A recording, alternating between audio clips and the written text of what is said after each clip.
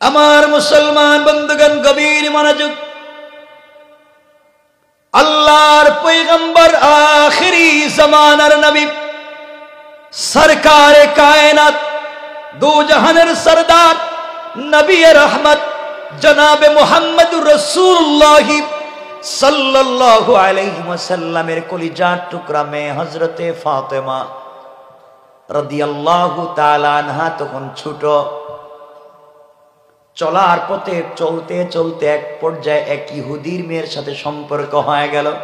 কথাটা শুনবেন। হযরতে ফাতেমার এক ইহুদি মেয়ের সাথে গভীর সম্পর্ক হয়ে গেল।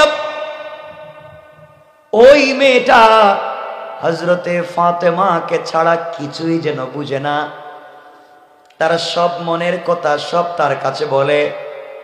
চলতে চলতে দীর্ঘদিন পর্যন্ত বন্ধুত্বের সম্পর্ক চলতে লাগলো। মেয়েটা বড় হয়ে গেল। কথাগুলো শুনেন। ভালো মানুষের সাথে সম্পর্ক করলে কি হয় ভালো করে বুঝেন। মেয়েটা বড় হয়ে গেল, ইহুদির মেয়ে। একদিন মেয়েটা হযরতে ফাতেমার কাছে এসেছে। সারাদিন থাকবার পরে বাড়িতে পৌঁছে গেল। যাওয়ার পরে ইহুদি ডাক দিয়ে বলছে, আম্মা জান, তোমার বয়স হয়ে গিয়েছে মা, আর কতদিন এভাবে থাকবা? আমি তোমার বিয়ে দিতে চাই। আমি মদিনার, আমি এই জমিনের সব থেকে বড় শিল্পপতি, টাকাওয়ালা এক ইহুদির ছেলেকে ঠিক করেছি তোমাকে বিয়ে দিতে। মা রে, তুমি কি বিয়েতে রাজি? তুমি বলো না। মেয়েটা কোনো জবাব দেয় না। মেয়েটা জবাব দিচ্ছে না। বাবা বলছে, আমার মেয়ের এই জমিনের একজন বড় শিল্পপতির ছেলে, টাকাওয়ালার ছেলেকে তোমার পাত্র হিসাবে ঠিক করেছি, তোমাকে সেখানে বিয়ে দিতে চাই, তুমি রাজি কিনা? মেয়ে একবার বলছে, আব্বা জান, আমি রাজি কিনা আগামীকালকে বলবো। আগামীকাল দুপুর পর্যন্ত আমাকে সময় দিতে পারেন। মেয়েটা বাবার কাছ থেকে সময় নিয়েছে। বাবার কাছ থেকে সময় নিয়ে কোনো কথা নাই হযরতে ফাতেমার কাছে পৌঁছে গিয়েছে। ফাতেমার কাছে গিয়ে বলছে, বোন রে, আমি আমার জীবনের সব থেকে বড় সিদ্ধান্ত নিতে চাই। আমার বাবা আমার জন্য ছেলে ঠিক করেছে, বিয়ে দিতে চায়। তুমি বলো না, আমি ওই বিয়েতে রাজি হব কিনা? ফাতেমা বললেন, বোন রে, তুমি ইহুদি, তোমার বাবা তোমার ভালো মন্দ অবশ্যই বুঝে। বাবা যেহেতু ঠিক করেছে, তুমি আমার কাছ থেকে পরামর্শ নিতে চাইবা কেন? মেয়েটা বলছে, ফাতেমা, তুমি আমার জিন্দেগিতে চলার পথে এতগুলা পরামর্শ দিয়েছ, কোন পরামর্শ আমার জন্য ভুল দেও নাই, আমার উপকারের জন্য দিয়েছ। তোমার সঙ্গে যতদিন থেকে চলি, কোনদিন আমাকে একটা ভুল সিদ্ধান্ত আর পরামর্শ দেওয়া নাই। এই জন্যে তোমার কাছে এসেছি, তুমি আমাকে বলো আমি কি করব। ফাতেমা বললেন, দেখো আমি কিছু বলতে পারবো না। মেয়েটা বলছে, তুমি না বললে জিন্দেগিতে কোনো ছেলেকে বিয়ে করবো না। হযরতে ফাতেমা বুঝলেন মেয়েটা যদি এত মুখাপেক্ষী হয়ে থাকে, এত দুর্বল হয়ে থাকে তার প্রতি, তিনি বললেন, বোন রে শোনো, তোমার বাবা যেহেতু বিয়ে ঠিক করে ফেলেছে, আমার মন বলছে বিয়েতে রাজি হয়ে যাও, তোমার জন্য কল্যাণ হবে। মেয়েটা হযরতে ফাতেমাকে জড়াইয়া ডাক দিয়ে বলছে, বোন রে, আমি তুমি বলেছো আমি বিয়েতে রাজি হয়ে যেতে পারি, আপত্তি নাই। শর্ত একটাই, আমার শর্ত হলো তুমি যদি আমার বিয়েতে যাও তাহলে আমি বিয়ে করব, নচেত কাউকে বিয়ে করব না। হযরতে ফাতেমা ডাক দিয়ে বললেন, বোন আমার, তুমি ইহুদি, আমি মুসলমান, তোমরা মুসলমানদের জাত শত্রু, তোমরা মুসলমানদেরকে দেখতে পারো না। আমি যদি তোমার বিয়েতে যাই, মানুষেরা আমাকে টিটকারি করবে, আমার বাবাকে গালি দিবে। আমি চাই না তোমার বিয়েতে যেতে। মেয়েটা বলছে, ফাতেমা, আমি কিছুই শুনতে চাই না, তুমি বলো একটা বার আমার বিয়েতে যাবে, যদি যাও তাহলে বিয়েতে রাজি, নচেত সৃষ্টিকর্তার শপথ আমি বিয়েতে রাজি হব না। হযরতে ফাতেমা আশ্চর্য হয়ে গেলেন, আর তিনি বলে ফেললেন, বোন রে, ইনশাআল্লাহ আমি বিয়েতে যাব, অবশ্যই যাব। সুবহানাল্লাহ বলেন। আল্লামা জুলফিকার নকশবন্দি খুতুবাতে জুলফিকারে বলেন,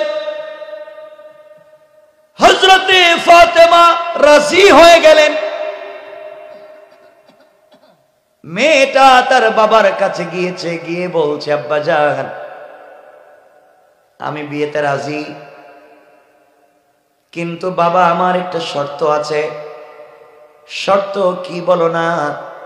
বাবা আমার বিয়েতে মুহাম্মদ ইবনে আব্দুল্লাহর মেয়ে ফাতেমাকে দাওয়াত করেছি, ও আসবে। ইহুদি শুনে রাগ করে বলছে, কি বলো মারে, মুহাম্মদের মেয়ে আমার মেয়ের বিয়েতে আসবে, লজ্জার ব্যাপার। প্রয়োজনে তোমাকে বিয়াই দিব না, এরপরে মুহাম্মদের মেয়েকে আসতে দিব না। মেয়েটা বলছে, আব্বাজান আপনি আমার বিয়ে দিবেন না, আমি জিন্দেগিতে বিয়েই করতাম না। মুহাম্মদের মেয়েকে আসতে যদি বাধা দেন আমি বিয়ে করব না, পৃথিবীর কোন ছেলেকে বিয়ে করব না। ইহুদি বিপদে পড়েছে, বলছে, মারে দেখো না আমরা ধনী মানুষ, তোমার বিয়েতে যারা আসবে টাকাওয়ালা সম্পদশালী, ভালো ভালো কাপড় পরে আসবে। মুহাম্মদ গরিব মানুষ, তার মেয়েটাও গরিব, ভালো কোনো জামা কাপড় পাবে না। তোমার বিয়েতে যদি ছেঁড়া কাপড় পরে এসে লজ্জার কিছুই থাকবে না, এই জন্য তোমার বিয়েতে আসতে দেওয়া যায় না। মেয়ে বলছে, আব্বা জান আমি কোনোদিন কোন ছেলেকে বিয়ে করব না। বাবা বিপদে পড়েছে, এক পর্যায়ে বাবা ডাক দিয়ে বলেছে, মেয়েরে তুমি একটা মাত্র সন্তান আমার, তুমি যদি বিয়ে না করো আমার তো লজ্জায় মুখ দেখাতে পারবো না। বাবা বলছে, মেয়েরে তোমার শর্ত আমি রাজি, ফাতেমা আসতে পারে, তবে আমারও একটা শর্ত আছে। কি শর্ত আব্বা জান? আমার শর্ত হলো ফাতেমা তোমার বিয়েতে আসুক, আমার বাধা নাই, কিন্তু ছেঁড়া কাপড় পুরাতন কাপড় পরে আসতে পারবে না, নতুন জামা কাপড় পরে আসা লাগবে। এই শর্ত যদি মানো তাহলে তোমাকে তোমার বিয়েতে মেয়েটাকে আসতে অনুমতি দেওয়া যায়। মেয়েটা দৌড়াইয়া হযরতে ফাতেমার কাছে এসে বলছে, ফাতেমা তুমি আমার বিয়েতে যাও বোন, আমার বাবা চায় না আমার বিয়েতে তুমি যাও, আমার বাবা মানতে চায় না। অনেক অনুনয় বিনয়ের পরে রাজি হয়েছে, শর্ত দিয়েছে তুমি আমার বিয়েতে যেতে হলে নতুন জামা পরে যাওয়া লাগবে, নতুন পোশাক ছাড়া যাওয়া যাবে না। হযরতে ফাতেমা রাদিয়াল্লাহু তাআলা না চোখের পানি ছেড়ে আল্লাহকে ডাক দিয়া বলছেন, আল্লাহ তিন বেলা এক বেলা করে খাবার থাকে না, মাসের পর মাস আমাদের চুলায় আগুন জ্বলে না, আমি কোথায় পাবো নতুন জামা, কার কাছে বলবো, কে দিবে? মেয়েটাকে ডাক দিয়ে বলছেন, বোন রে তুমি চলে যাও, আমি তোমার বিয়েতে যেতে পারবো না, এই জন্য নতুন জামাও পাবো না, যেতেও পারবো না। মেয়েটা বলছে, বোন রে তুমি আমার বিয়েতে না গেলে আমি বিয়ে করব না। ফাতেমা বললেন, আমি জামা পাবো কোথায়? এবার ইহুদির মেয়ে ডাক দিয়া জোড়াইয়া বলছে, ও ফাতেমা আমি দেখেছি, যদিও তোমার ধর্ম আমি গ্রহণ করি নাই, আমি দেখেছি তুমি যেই রবকে মানো, তুমি যেই সৃষ্টিকর্তাকে মানো, যার কদমে তুমি আমার সামনে কতদিন সেজদা করেছো, যার জন্য তুমি রাত দিন কান্না করো, আমার বিশ্বাস তুমি যদি তোমার রবের কাছে বলো, তোমার রব, তুমি বলেছো তোমার রব তোমাকে কোনোদিন ফিরাইয়া দেয় নাই, আমার বিশ্বাস তুমি যদি তোমার রবের কাছে কথাগুলা বলো, তোমার রব আমার মনে হয় তোমাকে ফিরাইয়া দিবে না। কোন সুবহানাল্লাহ, আল্লাহু আকবার বলেন। নবীজির কলিজার টুকরা মেয়ে হযরতে ফাতেমা আশ্চর্য হয়ে গেলেন। তার মনে পড়েছে, আমি যার প্রেমে পাগল, সারা দিন না খেয়ে থাকি, রাত্রের অপেক্ষা করি কখন জানি রাত্র হবে, আমি রবের কদমে সেজদায় যাব। রাত্র হলে নামাজের তেলাওয়াতে যখন সূরা ফাতিহা পড়ব, রব তো আমার প্রত্যেকটা আয়াতের সাথে সাথে জবাব দেয়। রবের সঙ্গে যদি আমার এত সম্পর্ক, আসলে জীবনে তার কাছে কিছু চাইলাম না, দেখি না রবের কাছে কিছু চাইলে হয় কিনা। তিনি আবেগী হয়ে গেলেন, ইহুদির মেয়েটাকে জড়িয়ে ডাক দিয়া বললেন, বোন আমার কথা দিলাম, যাও যাও তোমার বাড়িতে চলে যাও, আমি তোমার বিয়েতে যাব, আর অবশ্যই এই পৃথিবীর সব থেকে দামি পোশাক পরে তোমার বিয়েতে যাব। কোন সুবহানাল্লাহ, আল্লাহু আকবার বলেন। মেয়েটা বাড়িতে গিয়া বাপকে বলছে, আব্বাজান ঠিক আছে, ফাতেমা আসবে, নতুন জামা পরে আসবে। বাপ মনে মনে করে, দূর, নতুন জামা ছেঁড়াটাই পরতে পারবে না, আর নতুন জামা তাহলে আসতেই পারবে না। কথাগুলো বুঝতেছেন আমার? এভাবে কয়েকদিন চলে গিয়েছে। কয়েকদিন চলে যাওয়ার পরে মেয়েটা ফাতেমার কাছে একদিন এসে বলছে, বোন আগামীকালকে আমার বিয়ে, তুমি কি কাপড়ের ব্যবস্থা করছো?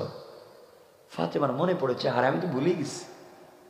এখন তিনি বললেন, বোন আমি তো কিছু বলিনি, আচ্ছা ইনশাল্লাহ কালকে তোমার বিয়ে, আমি দেখি, যাও তুমি। মেয়েটা চলে গিয়েছে, রাত্র গভীর হয়ে গিয়েছে। হযরতে ফাতেমা জায়নামাজটা বিছাইয়া দিয়েছেন। সুবহানাল্লাহ বললেন না? কি বিছাইয়া দিয়েছেন? কারো কাছে না আল্লাহর কাছে? কথা বলেন। আমার বন্ধুগণ, হযরতে ফাতেমা জায়নামাজ বিছাইয়া আল্লাহর কদমে সিজদায় পড়ে আল্লাহকে ডাক দিয়া বলেছেন, আল্লাহ জীবনে তোমার কাছে আমি কিছুই চাই নাই, আয় আল্লাহ তাআলা জীবনে তোমার কাছে আমি কিছুই চাইলাম না, কষ্ট করে জীবন কাটাইয়া দেই, অর্থ হলো জান্নাতে তুমি পরিপূর্ণ করে আমাকে দিবা। আয় আল্লাহ আমার বাবা তো প্রতিদিন দিনের দাওয়াত নিয়ে বাহিরে যায়, আমি মেয়ে মানুষ হওয়ার কারণে যাইতে পারি না। আল্লাহ দীর্ঘদিন থেকে তোমার সাথে আমার সম্পর্ক, রাত্র হয়ে গেলে পুরো রাত তোমার কদমে সিজদায় পড়ে কান্না করি। জিন্দেগিতে তোমার কাছে কিছুই চাইলাম না, গাড়ি চাইলাম না, বাড়ি চাইলাম না, সম্পত্তি চাইলাম না, না খেয়ে খেয়ে রাত্র কাটাইয়া দেই, দিন কাটাইয়া দেই, কষ্ট করে কাটাইয়া দেই, যেন কিয়ামতের দিন তুমি আমাকে পরিপূর্ণ করে দিতে পারো।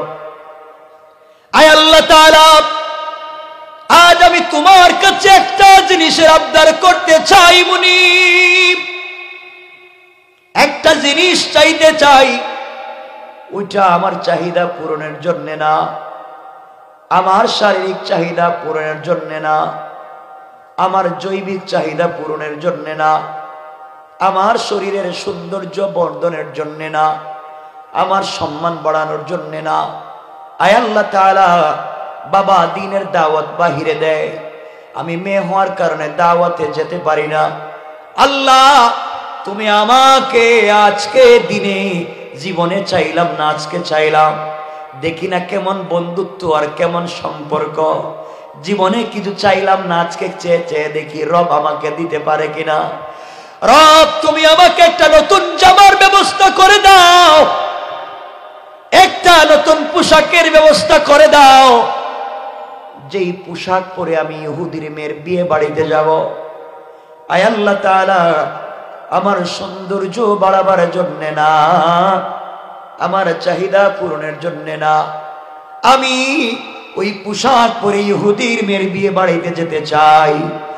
আমার পোশাকের দিকে তাকাইয়া ওই বাড়ির সবগুলা মহিলা যেন কালিমা পড়ে মুসলমান হয়ে যায়। আয় আল্লাহ তাআলা তোমার কাছে এমন একটা পোশাক আমি চাইলাম, যে পোশাক যেন দ্বীনের দাওয়াত হয়ে যায়, দ্বীনের দাওয়াতে কাজে লেগে যায়। রব তুমি কি আমাকে এমন পোশাক দিতে পারো না? হযরতে ফাতেমা রাদিয়াল্লাহু তাআলা আনহা দীর্ঘক্ষণ পর্যন্ত কান্না করে আল্লাহর কাছে বললেন। নামাজ শেষ করে সালাম ফিরাইয়া দিলেন, মুসল্লা উঠাইয়া রাখলেন। হঠাৎ করে তাকাইয়া দেখেন ঘরের কর্নারে দুইটা কাপড়ের প্যাকেট দেখা যায়। একটু জোরে পড়েন না সুবহানাল্লাহ। আমার মুসলমান বন্ধুগণ, কথাগুলো শুনেন। এক পর্যায়ে কাপড়গুলো হাতে নিয়ে আশ্চর্য হয়ে গেল, কোত্থেকে আসলো? দুটা কাপড়ের প্যাকেট নিয়ে আব্বাজানের কাছে দৌড় দিয়েছেন। রাসূল পাকের কাছে গিয়ে বলছেন, আব্বাজান, কে যেন ঘরের ভিতরে দুটা কাপড়ের প্যাকেট রেখে গেল, বাপ বুঝি নাই। নবীজি কাপড়ের প্যাকেট গুলা হাতে নিলেন। এমন সময় কাপড়ের প্যাকেট যখন খুললেন, খুলে দেখেন একটা প্যাকেটে একটা সালোয়ার, একটা কামিজ, আর একটা প্যাকেটে স্টোন দিয়া ডিজাইন করা একটা ওড়না। নবীজি আশ্চর্য হয়ে গেলেন, এটা কোত্থেকে আইলো? ডিজাইন তো এখানকার না।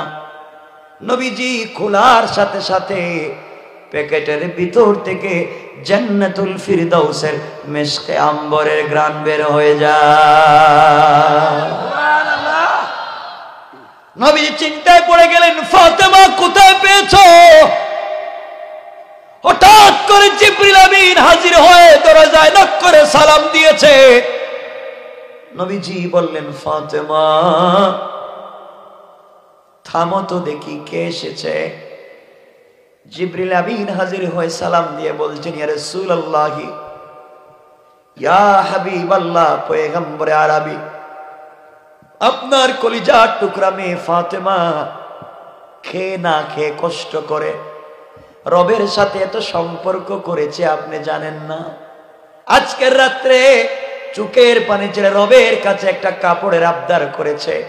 আমি ছিলাম সিদরাতুল মুনতাহায়, আল্লাহ ওখান থেকে আমাকে পাঠাইয়া জান্নাতুল ফিরদাউসে নিয়া দুইটা কাপড়ের প্যাকেট আমার হাতে ধরাইয়া আমি ফাতেমার দুয়ার পরে পৌঁছাইয়া দিয়েছি।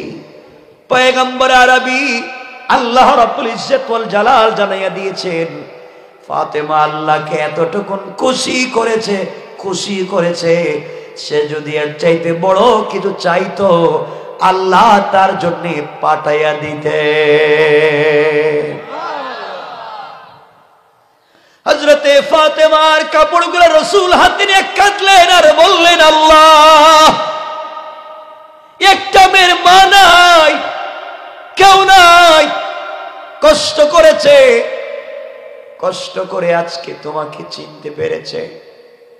মেয়েটাকে জীবনে দুবেলা ঠিক মতো খাবার দিতে পারিনি, মেয়েটাকে জীবনে ভালো একটা পোশাক দিতে পারিনি, মেয়েটার মুখে কোনোদিন ভালো খাবার দিতে পারেনি। আয় আল্লাহ, এত কষ্ট করবার পরেও যেই মেয়েটা তোমাকে চিনতে পেরেছে, তুমি আমার মেয়েটাকে জান্নাতি মহিলাদের সরদারিনী বানাইয়া দাও। আমার বন্ধুগণ, কাপড়ের প্যাকেট নিয়ে ফাতেমাকে দিয়েছেন আর বলেছেন, মারে তুমি চুপি চুপি গোপনে গোপনে এমন সম্পর্ক করেছো রবের সঙ্গে, তোমার কথা শুনে রব কাপড় দিয়েছেন, মেরে জান্নাতি পোশাক পরে তুমি বিয়ে বাড়িতে যাইবা, নিশ্চয় পর্দার সাথে যাইবা যেন পর্দা লঙ্ঘন না হয়ে যায়। মেরে এটা জান্নাতি পোশাক, খবরদার। ফাতেমা বলছেন, আব্বাজান, আমি আপনার মেয়ে, অবশ্যই অবশ্যই চলার পথে পর্দা লঙ্ঘন হবে না। কোন সুবহানাল্লাহ। এখানে অনেক কথা, সেদিকে যাচ্ছি না, কারণ আমাদের দেশের মেয়েরা, মায়েরা, বোনেরা যেদিন নতুন পোশাক পরে ওদিন কিন্তু পর্দা করে না। নতুন পোশাক পরে যদি বুরকা পরে তাহলে পোশাক পরলই কেন? যেদিন সেন্টারে যাবে, বিয়েতে যাবে, কোনো পার্টিতে যাবে, মার্কেটে যাবে, ওই দিন দেখবেন পোশাক নাই, পর্দা নাই, ঠিক না? হযরতে ফাতেমা রাদিয়াল্লাহু তাআলা আনহাকে রাসূল পাক বলছেন, তুমি নতুন জামা পরে যখন যাইবা পর্দার সাথে যাইবা। সুবহানাল্লাহ বলেন। আমার বন্ধুগণ, এক পর্যায়ে পরের দিন, সংক্ষেপ করে বলি, হযরতে ফাতেমা জান্নাতি পোশাক পরেছেন। নবীজি বলেছেন ফাতেমা তো তিনটা পড়েছে, সালোয়ার কামিজ আর ওড়না। এর অর্থ হলো জান্নাতি মহিলাদের পোশাক হবে তিনটা, সালোয়ার কামিজ আর ওড়না। কাপড়ের দাম কত হবে বলবার মতো সময় নাই, মিজাজও নাই। নবীজি বলেছেন জান্নাতি মহিলাদের পোশাকে শরীরে তাদের মাথার মধ্যে যে ওড়না থাকবে, ওই ওড়নায় যে পাথরগুলা থাকবে, এক একটা পাথর আসমান জমিন বিক্রি করে দিলেও হবে না। এই পোশাক পরে হযরতে ফাতেমা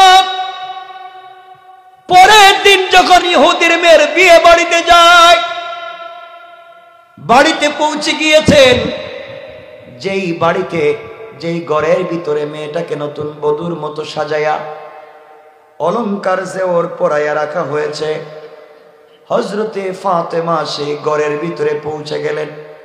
ঘরের ভিতরে ঢুকতে দেরি হয়েছে, পুরা ঘরটা জান্নাতি পোশাকের আলোতে আলোকিত হইতে 1 মিনিটও দেরি হয় না।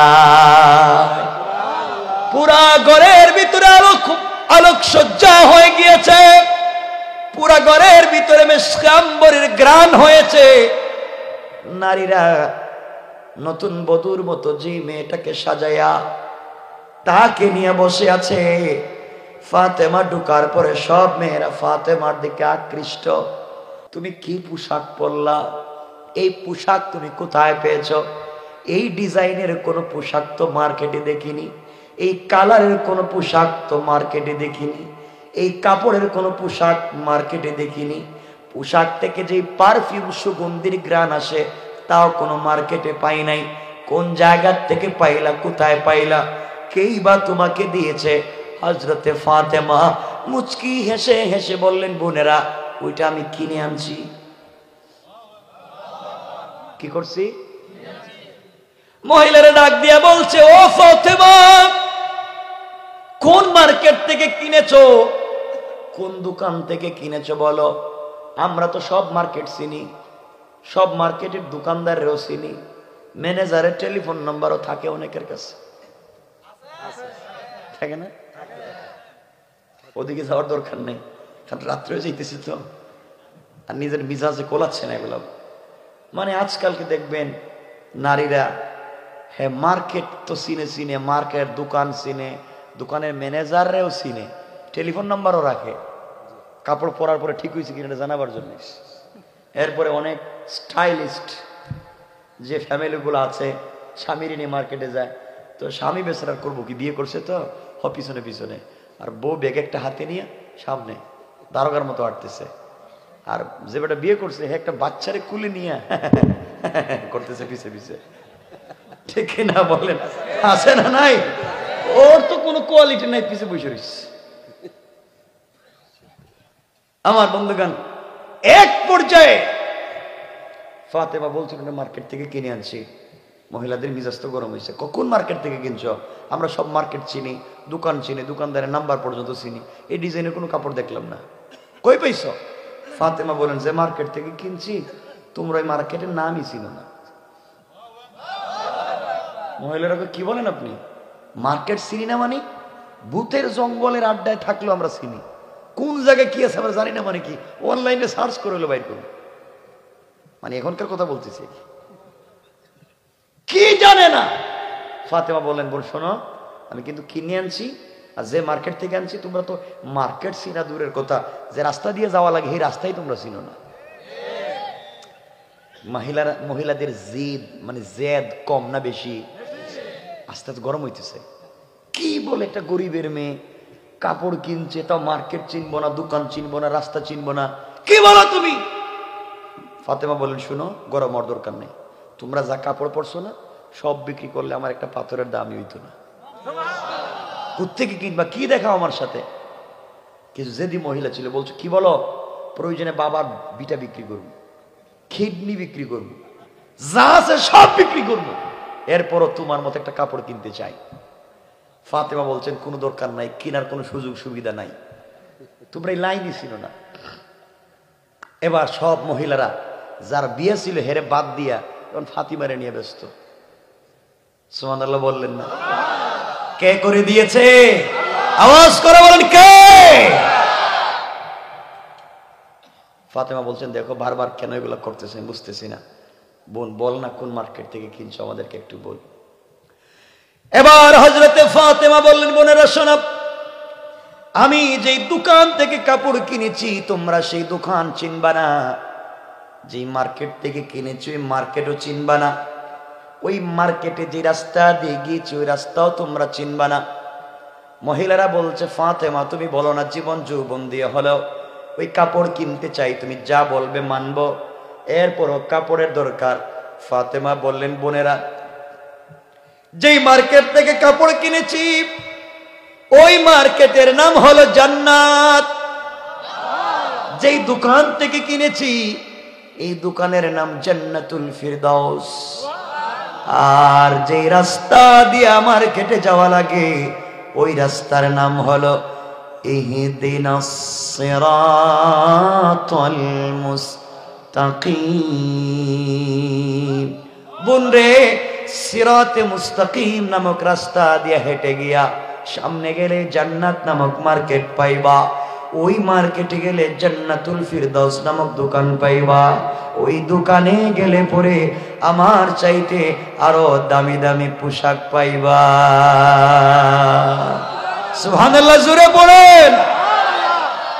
মহিলারা বলে মার্কেটের নাম তো জিন্দেগি তো শুনি নাই, দোকানের নামও শুনি, রাস্তাটার নাম কইলেন কি? এই রাস্তাও তো চিনি না আমরা, তো পূব পাড়া উত্তর পাড়ার রাস্তা দক্ষিণ পাড়ার রাস্তা, তুই এইটা কইবি কোন রাস্তা বলছো ওগুলো তো চিনি না। ফাতেমা এই রাস্তা দিয়ে যাওয়া লাগলে কি করতে হইব, কেমনে কেমনি রাস্তা দিয়ে যেতে হইব? ফাতেমা বললেন দেখো এই রাস্তা দিয়ে যে কেউ যাইতে পারবে না, এটা একটা স্পেশাল রাস্তা, সিকিউরিটি রাস্তা। এই রাস্তা দিয়ে যেতে হলে তোমাকে একটা আইডি কার্ড লাগবে, তোমাকে একটা পরিচয় পত্র লাগবে, এই পরিচয় পত্র ছাড়া এই রাস্তায় তোমাকে যাইতে দিবে না। আর পরিচয় পত্র থাকলেই হবে না, পরিচয় পত্রে একটা পিন নাম্বার দেওয়া আছে, এই পিন নাম্বারটা মনে রাখতে হইব, পিন নাম্বার মনে না থাকলে এই রাস্তা পাইবে না। মহিলারা কই এটা আবার কোন কথা কো? রাস্তাও চিনি না, দোকানও চিনি না, মার্কেটও চিনি না, কারণ আবার আইডি কার্ড একটা লাগবে না। আইডি কার্ড লাগবে, এটা এই পরিচয় ছাড়া কোনো লাভ নাই, রাস্তা পাইবে না। আর এই আইডি কার্ড একটা পিন আছে, এই পিন মনে রাখা লাগবে। এবার মহিলারা বলছে ফাতেমা বলে তো আইডি কার্ডের নাম কি, পরিচয় পত্রের নাম কি? ফাতেমা বললেন শুনো রে বোনেরা, পরিচয় পত্রের নাম হলো ইসলাম, আইডি কার্ডের নাম হলো ইসলাম, আর এখানে যে গোপন পিন নাম্বার রয়েছে পিন নাম্বার হলো লা ইলাহা ইল্লাল্লাহু মুহাম্মাদুর রাসূলুল্লাহ। ও মহিলারা এই লা ইলাহা ইল্লাল্লাহ নামক গোপন পিন নাম্বার মনে রেখে তোমরা যদি ইসলাম নামক আইডি কার্ড জীবনে ধারণ করতে পারো, সামনে গেলে সিরাতে মুস্তাকিম নামক রাস্তা পাইবা, ওই রাস্তা দিয়ে হাঁটলে সামনে গেলে জান্নাত নামক মার্কেট পাইবা, ওই মার্কেটে গেলে পরে জান্নাতুল ফিরদাউস নামক দোকান পাইবা, ওই দোকানে গেলে আমার চাইতে আরো দামি দামি কাপড় পাইবা। এবার মহিলারা বলছে ও ফাতিমা দেরি করা যায় না, চলো বিয়ে তো পরে হবে, বিয়ে পরে হবে, চলো এই মুহূর্তে তুমি আমাদেরকে কালিমা পড়াইয়া দাও, পিন নাম্বারটা মুখস্থ করাইয়া দাও। এই কথা বলে ফাতেমার পোশাকের দিকে তাকাইয়া 340 অথবা 440 জন মহিলা একসাথে কালিমা পড়ে মুসলমান হয়ে যায়। আল্লাহু আকবার বলে।